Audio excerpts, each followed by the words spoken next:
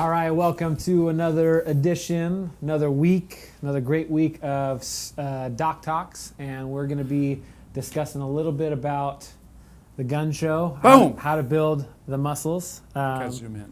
Actually, it's a lot bigger in person. It looks a lot bigger in person. So they say the camera adds 10 pounds. 10 pounds of muscle. Well, it does, but it subtracts 10 pounds of my muscle, predominantly in my arms. So come see us live in person. Check it out. Yep. So our focus this week is what does it truly take to build muscle? There's a couple of myths that we kind of want to bust, but we'll talk about some of that later. But we want to just talk about the basics of what it truly takes to build and gain muscle mass onto your body. Yeah, especially if you're someone who is afraid of lifting weights because there's an inherent fear that you might get too bulky or too big, and then that will create a negative appearance, which, understandable, especially when you see some people who are very muscle bound.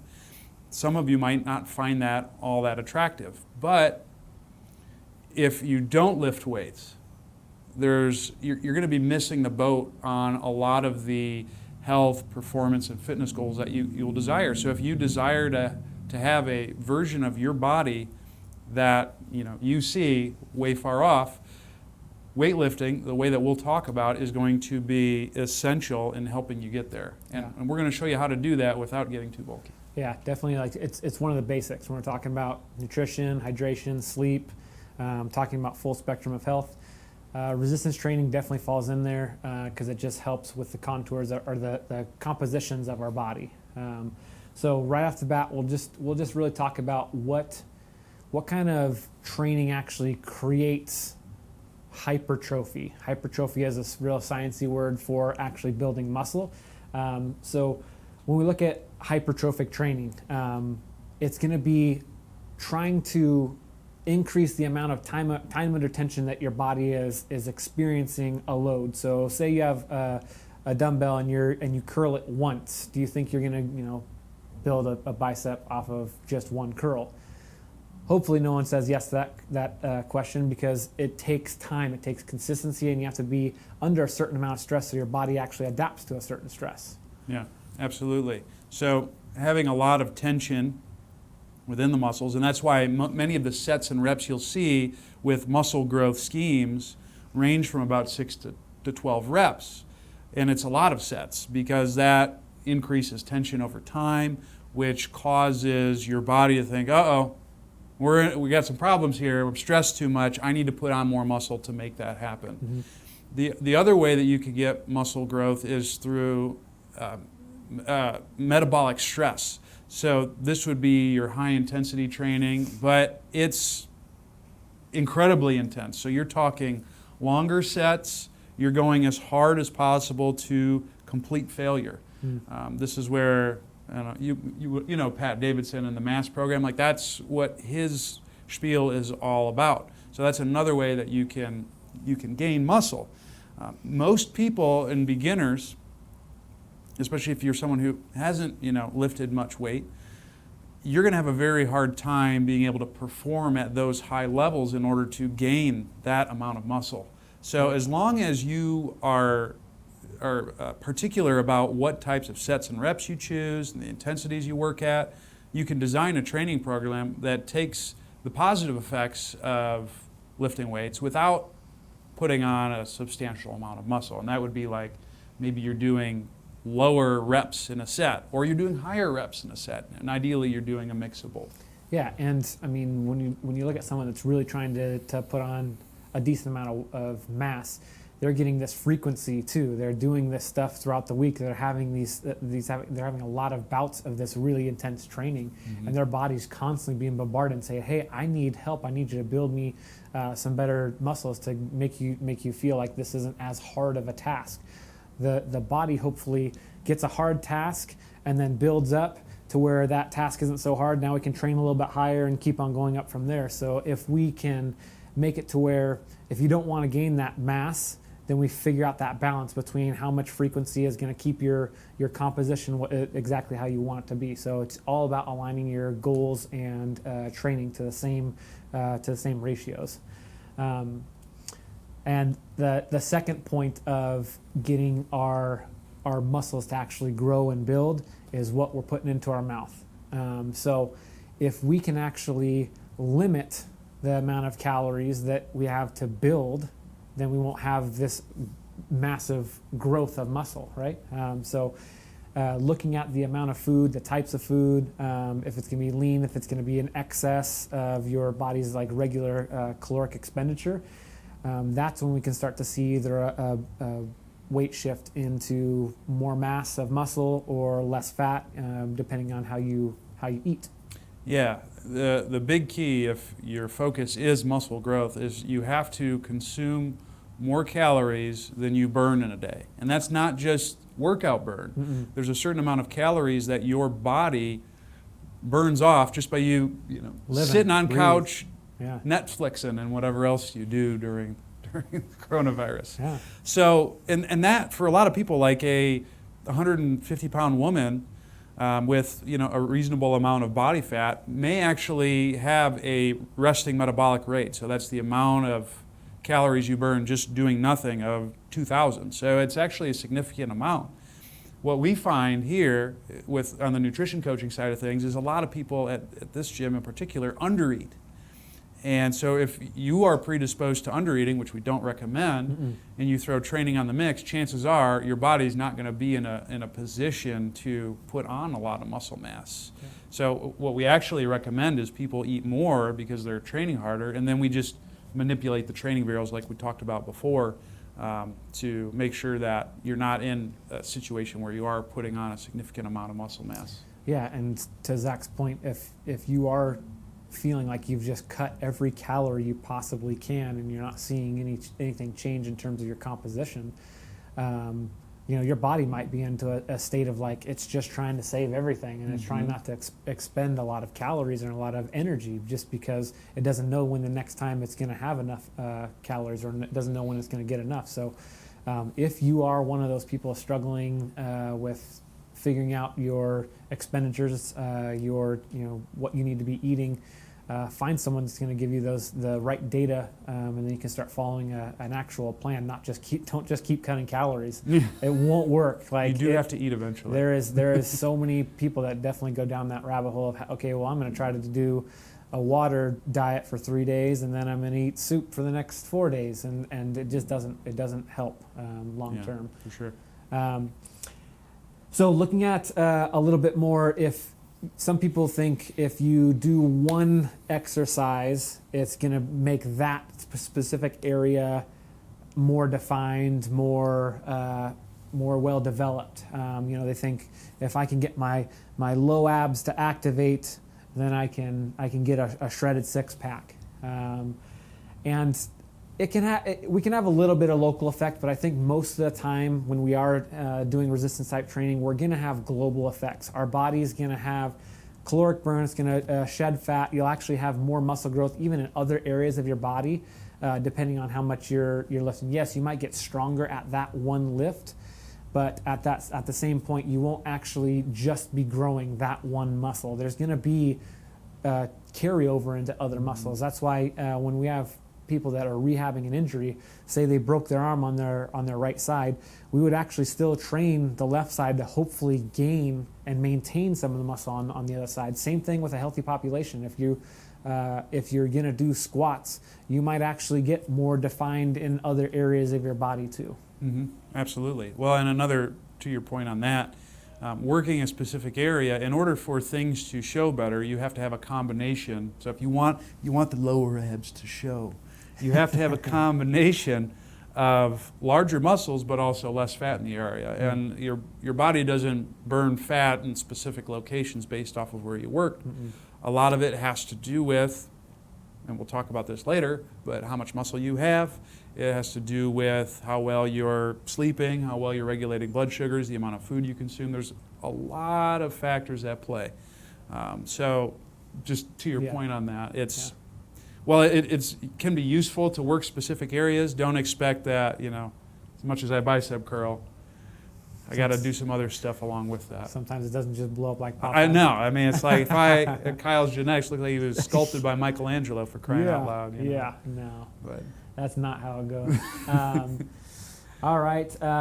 Well, that leads us to body types. So there's definitely a couple of different types of shapes of bodies. And to Zach's point when he was saying, if we do low abs, then we'll have this fat shredding area. It doesn't really work like that, but just know that there's definitely different shapes, and our body starts storing calories in different areas of the body based on your shape. And it's usually hereditary. There's a reason that most people look like their moms and dads, because they have similar shapes. Mm-hmm.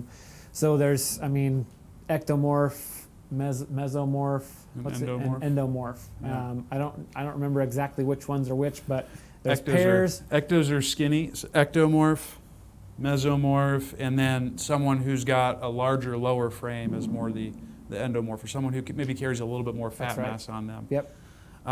Midsection. Yeah, well, and then just based on the size of your frame in general, some people are going to have an easier time, or their body can handle more muscle mass based on their frame. There's a reason why most bodybuilders have that V shape, and it's because of the way their skeletal structure is built. Yeah. They can put on more muscle mass. Now, obviously, of course, too, you got the whole steroid thing going on along with that. But like, even if I decide to go the bodybuilding route, like, my ceiling is very low because I just don't have a frame. Despite doing all Don't say that to yourself. I just know, but I'm more built as a runner. The sky's the limit, Zach. Yeah.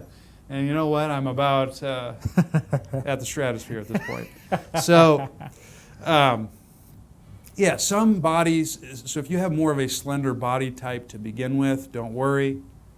Your likely ceiling of the amount of muscle mass you'll be able to put on is low, whereas if you have more of an athletic body type, it is more. But there's a lot of factors that go into why that is. And actually, one, if we're talking, if we're comparing males versus females, has to do with hormones too. Men have more testosterone. There's a reason why bodybuilders take testosterone, because the more testosterone you have, and it's actually an interesting thing. If you just supplement testosterone alone, you can put on muscle mass independently of the amount of weight that you lift. Yeah. So there's two different processes in play. And females generally have less testosterone within their bodies. So that's another thing that you have in your favor to cap the amount of muscle mass you're putting on, which can limit how bulky you could potentially get. Yeah, a lot of things at play there, but definitely knowing the foods, the sets and reps, the different shapes and sizes of different bodies, and then being really specific to certain areas. If you dial in some of that stuff, then you'll have a better shot at making the changes that you want in terms of building and creating muscle. Looking at the things that, like, why muscle isn't bad. So obviously the good things that happen from having muscle mass. Right off the bat, takes up less space. When we're doing an evaluation, say a patient evaluation, or even a client intake on the gym side, we can look at ranges of motion, right? So we can look at being able to turn, being able to flex forward, being able to extend. We can look at all these things. If there is more mass on your body, you actually don't have as much range of motion though, too, right? So it takes up more space to have fat on your body, less space to have muscle. What does that create? That creates a more efficient body if you have less things getting in the way. So if you have the proper ratios there, then we're going to start seeing a little bit more function, higher function of the athlete, of the patient, whoever it is that comes in to work with us. It's based off of that less space, because muscle is very, very dense, has a lot of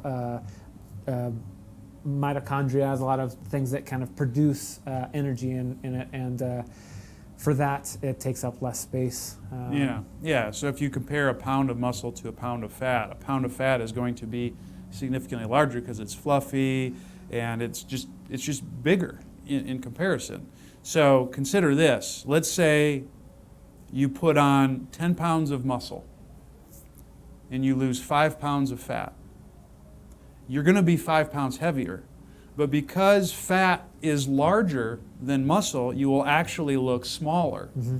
So another reason why it can be helpful to put on some muscle mass is because of that size differentiation that you have within your body, and you won't necessarily be bulky. And in fact, if you're just getting into training, a lot of people who are just lifting weights, they can do both at the same time. They can build muscle and burn fat simultaneously. So your weight might not change much, but how you look and the size of your body within certain areas could change drastically. So with the people that you work with on a nutrition side, you definitely don't let them measure one thing at a time, right? You wouldn't say, okay, we're just going to measure your weight. That would make people really frustrated. Yeah, for sure. You go through 6 to 8 weeks of a strength training program, and you're if that only thing you're measuring is weight, the scale doesn't budge, you're going to be pissed. You did 6 to 8 weeks of hard work with this guy, and Worst. then you don't see anything on the scale budge. You got to make sure that you're looking at some of the other parameters. So looking at circumferences and looking at ratios of the composition, because the composition, whatever it's made up of, can be in different shapes and different forms. Yeah, Very it is, yeah. And I really like waist circumference is very easy, and you can see some appreciable change with not much. Another one, let's say you don't have a scale, you don't want to buy something to measure your waist with, you can go by how your clothes feel. Yeah. That's probably one of the easiest things. If you're putting your pants on, it's like, whoa, what is going on here? Another belt loop. Yeah. So in that case, maybe you need to do some things you need to change your strategy to go in the direction you want. Whereas if you're like me, I moved to Vegas and I dropped a bunch of weight, you need to buy new clothes because everything looks baggy. Then you can use that as another marker. So I think it's better to use those. One thing, interestingly enough, one thing I don't like is, especially if you're someone who's struggled with weight loss, weight gain, is pictures. I think pictures are good if you have a good body image, but sometimes, like, if you get down on yourself about your body, and even though you have physical changes that are positive, you might not perceive that. And in fact, there's this really cool study where they looked at body maps. So we have like a perception of what we look like in space, and if you've heard of personal space and peripersonal space and all that, and they measured this on just normal individuals who didn't have any negative connotations with food, and people who had anorexia. Wow. And guess what? The people with anorexia perceive themselves as having a larger body map. Wow. And that's why they starve themselves. So if you can use, and if that's you and you do struggle with that, I would strongly encourage you to get a consult with someone who can work through that with you. But also, too, use more objective tests like waist circumference to measure your improvements. Yeah, if you don't like looking at your body, or if you don't like the image of your body, and it is 10 pounds lighter, you might still not like looking at it. Mm-hmm. There still might be that kind of negative connotation to that too. So for sure. Those are great points. So when we do see an actual change in composition of the body, we actually see an increase in muscle. We also get to now look at, remember when we were talking about the caloric burn throughout the day, now our regular caloric burn is actually going to be higher. So if we increase our muscle mass, now our body takes a little bit more energy throughout the day to keep that stuff going, which is good. We can kind of keep on burning calories at a little bit higher rates.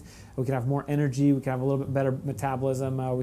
We have more expenditure available because we're cycling through those foods a little bit more. So increased muscle, we actually have increased fat burn. So that's something that another why muscle isn't bad. If we can keep at least a base level muscle in our body. For sure. And the more muscle you have because of the more calorie burn, the more you'll be allowed to eat, technically. Yeah.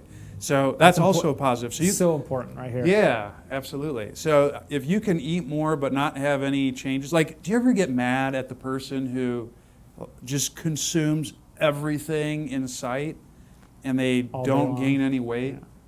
Yeah. I miss those days. Like, if I look at ice cream, I gain an inch on my waist. But there's a reason for that, and that's because those folks are leaner. They have less fat, so their bodies burn more calories more readily, which allows them to eat more. So if you do put on muscle mass, you can, in theory, eat more and not have negative repercussions for it. Yeah. So that's the one of the secrets there is building out a little bit of mass actually will allow you to eat more. You shouldn't actually eat less. Those people are not just starving themselves and making sure that they're not eating too many calories. They actually keep on burning that stuff at a higher rate because they keep on just building more and more muscle. And then last point, unless there's some questions, and if we have any questions, we will answer those afterwards. But knowing that muscle doesn't happen overnight. If you are one of those people that are fearful of muscle all of a sudden just showing up and you being bulky or you being muscle bound or losing flexibility, that stuff definitely takes time. There's going to be a certain amount of time, usually 6 to 8 weeks of being consistent in a strength program till you actually can see some actual visual changes, some definition, those types of things, they take time. So gradual changes can definitely be modified along the way. If you start feeling like, oh man, you know what, I think my legs are getting too big. I feel like my biceps are getting too big. Happens every all day. the time. He can modify. He's just been modifying for a really long time. He just wants to make sure that, we don't have too much bicep gain around here so we can't get through the doors. I know. So again, just 6 to 8 weeks is a time frame that you can kind of shift your goals and your focus, whether it be more or less reps, more or less calories, more or less sleep. We can talk about sleep again, but you guys know the importance of that from all the other talks. But 6 to 8 weeks, if you're consistent with that, then you can actually maybe see a little bit of difference, but it doesn't just boom, like 6 to 8 weeks you're a bodybuilder. People work on that stuff for years and years until they actually get to a physique where they look massive. It doesn't happen overnight. No. In fact, one of my very good friends, his name's Ryan. I don't know if he tunes in, but he's a natural bodybuilder, and he's lifted since he was 15. And he's just, a massive human being. And he's training for his face-off for a year time or 4 years just to put on a few pounds of muscle. And it's not like when you read these things like I gained 30 pounds of muscle in 6 weeks. It's like that's not how this works. In your early part of your training, like in the first year, you could conceivably probably gain 5 to 10 pounds of muscle mass. But the longer you train and the more consistent you are, the harder it is to gain, and you do so less, you gain less pounds over a year. And that's assuming that you're consistent and you're progressively challenging yourself more and more. So even with the 6 weeks before you see changes within the muscle, those changes, they might be significant for you, but over the grand scheme of things, they're not that much. Consistency is key. And if you're training in the manners that we talked about before, you're not doing bodybuilder training where you're going hours on end, you're not eating your face off, you can get the benefits of muscle without having the negatives that you don't want. Yeah, that's 100% correct with the people that we see here that actually make some positive changes. It's like, man, they're on they're on month 3 of their program, and you see some visual changes. That's a lot of time, but it's not like they just all of a sudden have massive biceps and pecs blowing off their shirts and stuff. So unless you're Kyle. No, definitely not. But it takes time. 90 days is a lot of time to make some modifications. So again, if that's you, you have any questions about any of these topics, let us know. We do have a question. What? No questions? No questions. All right. If you guys have any questions, and this is posted on our Instagram later, shoot them there. We'll make sure that we get the questions answered. And then, again, tune in next week for the next Doc Talk. It's going to be same time, same place. And anything else that I'm missing? If you are someone who you're like, you know what, these jokers are right, I'm ready to go lift weights and I don't have a fear of getting bulky. Don't be scared. Give us a call, 702-558-2151. We are located on Sunset in Las Vegas, and then we're in Henderson. We're on Eastern.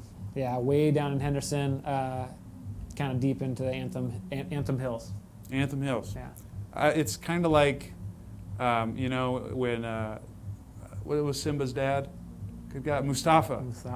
When he goes to Simba, you must never go there. Like, I kind of feel that way because, like, you know how there's that east-west divide in Las Vegas where it's like, oh, I got to cross the interstate? Nah, I'm good. Yeah, that's kind of how it goes. So, anyways, if you guys have questions, concerns, comments, reach out to us and we'll get those answered. And if you guys have any questions about how to start building the muscle mass without getting too bulky, let us know and we will answer those as well. Yep. We'll see you guys next week. Take care, be healthy, be safe.